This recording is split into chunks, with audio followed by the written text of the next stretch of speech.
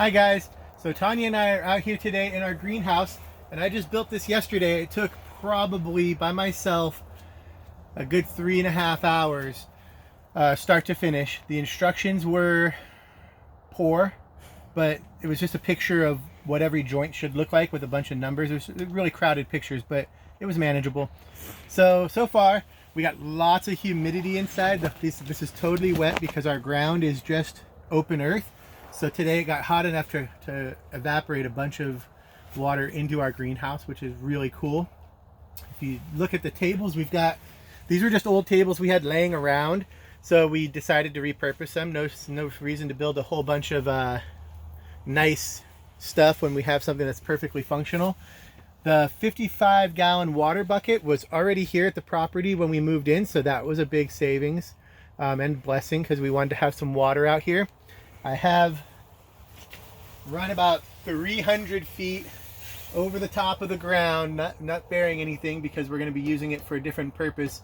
But this is drip system line that will feed water out here to fill this barrel. But between our water spigot and this greenhouse is going to be our lavender field, so it's going to actually break out and water our lavender as well.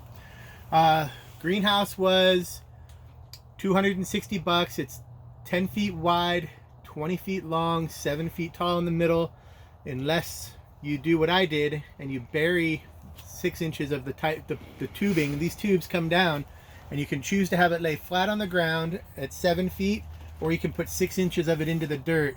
So that's what I did, since I'm not 7 feet or close tall. I wasn't worried about that. If you're 6'3", you might want that other few inches.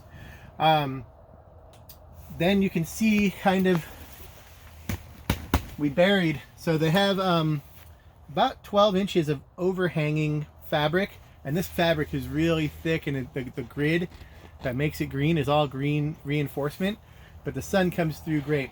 But there's about a foot of extra fabric that lays down and goes out onto the ground. They say dig it down and tuck it. Instead of doing that, I just use our tractor to dig up some dirt and drop it on the sides.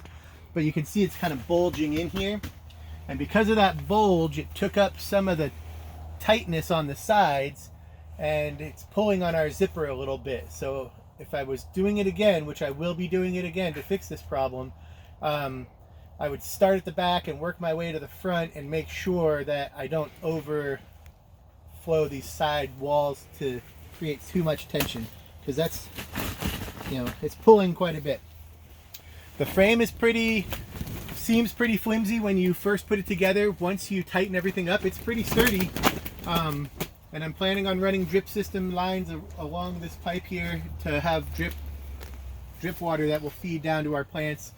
No lights out here. I didn't really care to put lights out here for nighttime, but I did find some solar powered lights because I was entertaining the idea. And for $29 you can get 2 solar powered lights that would just hang from these little pendulums, and the solar will come right through this green stuff here.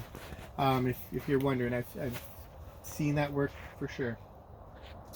The little windows on the side roll up and get good cross ventilation, which was really helpful yesterday, because yesterday it was very hot and I was in here for about 15 minutes sweating too much.